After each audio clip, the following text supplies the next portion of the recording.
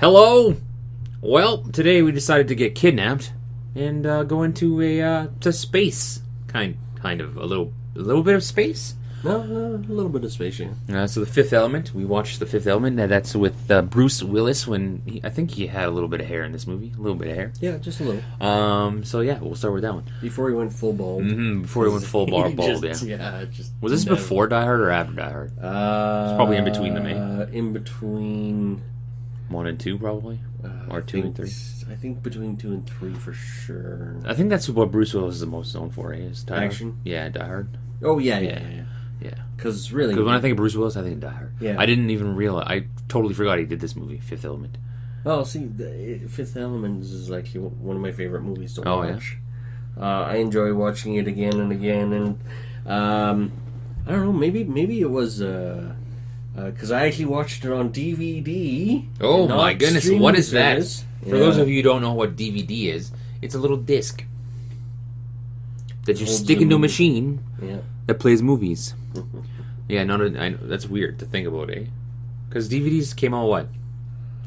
In the 90s. Oh, was it in the 90s? Yeah. Oh, I guess I was just out of high school when they first started. So it was like 2000, 99, 98, 99 maybe? The 90s. Yeah, so late 90s. Yeah. Well. And now it's just weird, eh, to see, like, VHS. We've seen VHS, like beta? Is it beta? Betamax, yeah. Betamax, VHS, DVD, and now streaming. We've seen... no, Blu-ray. Oh, Blu-ray. Yeah. We've seen 5 different ways to view movies. There was an HD revolution. Because it was HD backed by Microsoft and Blu-ray backed by Sony and Sony won. So 5 different ways to watch movies. Yep. And this is he watched it. I watched it on streaming services on Netflix. So I thought it was a decent movie. It was okay. Like, it was nothing special. Nothing. But it wasn't bad. It was a great movie when good. It first came out. I thought it was by a French director, which is kind of unusual to give them big budgets. I got a very Spaceball-y feel to it.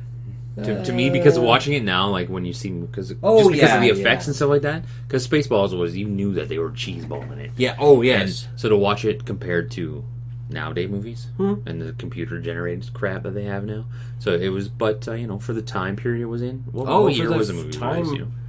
What year was it? 2000, 90-something? 7. So yeah, like the story behind it was decent. It was this man trying to save the world. Yeah, well, that's what it always comes down to. Man saves the world, falls in love with this weird woman. And this is actually, we talked about it in diversity. This is a good example of a strong woman archetype.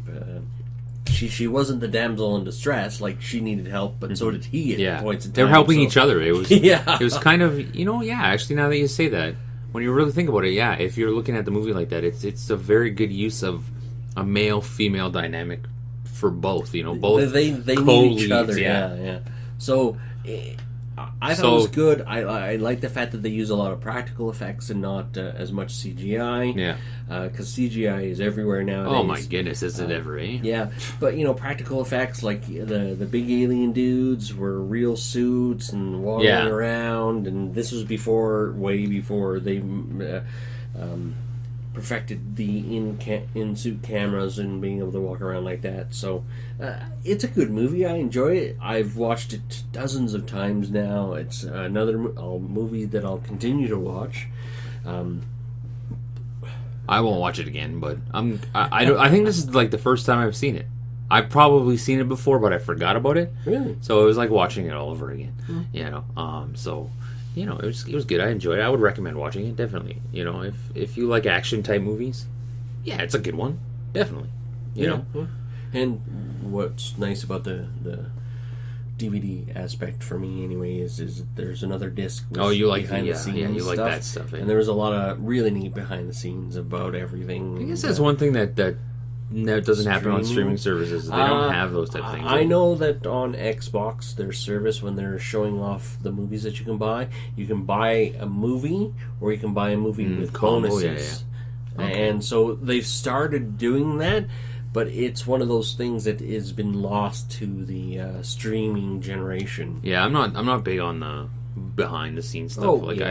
Like, I don't mind seeing it every once in a while, but... It's an acquired taste, honestly, when it comes right down to it. It's a taste that I acquired, because I do like to see some of the effort behind the scenes of how they make certain things, how they do certain makeups, special effects, practical effects. Yeah, I think it would be interesting to be like an actor and to see, because I know that they don't, like, the way when they film it, they probably have no idea what's happening, how it's going to look. Oh, well, okay. You know, they read the script. A good idea of not knowing what's happening is the Star Wars prequels. You know, behind the scenes, is you see two actors in green. Yeah, that's behind the scenes, and it's like, wow, that's so bad. But you know, in a movie like this, behind the scenes is, you know, they might have digitally enhanced the background. But there's actual, like, people in costumes. Yeah, there are actually people walking through the set and stuff like that. Yeah. So yeah, you know, like I said, it was. I would recommend to watch it. Sure, if you got some free time, absolutely enjoy it. Find it on Netflix. It's on Netflix now, so go find it on Netflix. And you could probably add it onto the list. You could probably find it in the dollar bin at Walmart. Oh yeah, definitely. Yeah, the $5 bin. Is it dollar bin? No, it has a $5 bin, right? Depending, Americans might have a dollar bin. So yeah, of course. Okay, and the other movie was a movie called Take Me. It was a interesting comedy. I would think it was a comedy. Yeah. Okay. It has the girl from Orange Is the New Black. Piper, the girl who plays Piper. Not a clue. So she was in it. Not a clue. It was just kind of, I was just flipping through the Netflix and I went, okay, I'm going to watch this one. Bam. You know, it was just one of them randos, and I was like, it turned out to be interesting, decent. The concept was, it was about a guy who has a service. An unusual job. Very unusual, where he kidnaps people. Okay. These people pay to be kidnapped. It actually opens with a guy kidnapped. He's down in the guy's basement. He pulls out a burger and he's like, "Oh, I got some extra burgers." It's like, "What did you have for lunch today?" He's like, "A salad." It's like, "Yeah, you're lying." Grabs a burger, shoves it into his mouth. Grabs another burger, shoves it into his mouth, and you know he does that. And after the time expires and the guy gets up, it's like, "Hey, thanks, that was really nice. Thank you very much." It's like, who do I make it out to? It's like, well, blah blah blah. I think that guy was using it to try and break himself of the eating hamburgers at lunch, because he was a big dude and he was trying to correct a habit. Yeah. So I think he used this, like, his service was to kidnap people to break them of habits, kind of. Yeah. That's the feel I got from it. Yeah, because he has like a little pinup board of all the customers he has, and underneath them, a lot of them say the reason why. Yeah. And one was to break a gambling habit. One was the food. One was none of it was like fetish. Yeah, there was none that said fetish. They all said something that was, you know, good for the person. So, you know, he was doing it for a good cause. He was trying to make a difference in people's lives, and I get it. It makes a lot of sense. Till he kidnapped the one girl there, and then it got weird, and it got kind of, okay, did she really pay him to kidnap, or did somebody else pay to have her kidnapped? That's kind of the whole, and now I can't remember because I watched it earlier in the week. So what happened in the end here? I have a bad memory. Well, no, that's the thing. Is like, if we could spoil the movie, but warning, spoilers right now. It turns out that she has a fetish about these type of things. Yeah, and so she set him up to make it look like she didn't get kidnapped on purpose. Yeah, I know. Totally weird little twist there, right? Yeah, I know. It was an interesting... That's why I got confused, because I was like, oh, did she? Because that's exactly what they wanted to do. They wanted to mind fuck you a little bit. Yeah. Well, but here's the thing. There was no sense of mind screwing right up until that very end. And by then, I was so bored with the movie. Oh, yeah? I didn't care. I thought it was decent. I thought it was... I couldn't really tell if it was supposed to be funny or if it was supposed to be serious. I had a hard time, like, finding the line, because you couldn't. I couldn't. I was like, it was that borderline of campy or serious, and it just didn't go too far enough one way to distinguish itself. It would just kept going back and forth. It was on the fence, yeah. It was just like, no, okay. Go one way or the other. Yeah. Go a little funny and then have a couple serious moments, or go serious and have a couple of funny moments. Yeah. So, as I said, like, by the time it got to the payoff, I was like, See, obviously that tells you, because I couldn't remember the payoff, so that tells you how good the movie truly was. Now, I did enjoy the part when he was doing the walk home and he comes across that fat guy from the beginning. Yeah. I enjoyed that part. I thought that was and probably... he was eating a salad? He was actually eating a salad. Yeah. So, like, this... Don't put it on your list, but if you really want to, you can. We're warning you. Yeah. It's not worth it. No. Despite having Orange is the New Black starred it. Yeah. I don't know her name. I don't know her name. I just know Piper. She's Piper on Orange is the New Black. I think that's her name. Piper, I think. Piper's... the blonde girl. Oh. Yeah, it's not the girl from that 70s show. Okay. I don't know their names. I don't know actors and actresses' names. I just know them by movies and shows. But it has her in it. So, if you're a fan of her, go ahead and watch it. Who else? I don't even know the dude who plays, so I'm not even going to attempt to... He sounds familiar. Yeah. Like, he sounds like a voiceover actor. He sounds like somebody I would recognize, like, if I would know his movies, but I can't remember who he is, so... Yeah.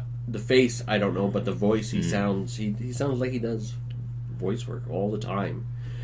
So, don't watch it. Or watch it. But we're warning you. Thank goodness. We're warning you. I'm so worried you're going to enjoy that one too much. Like, it wasn't like, oh my god, this is so bad, I can't watch it.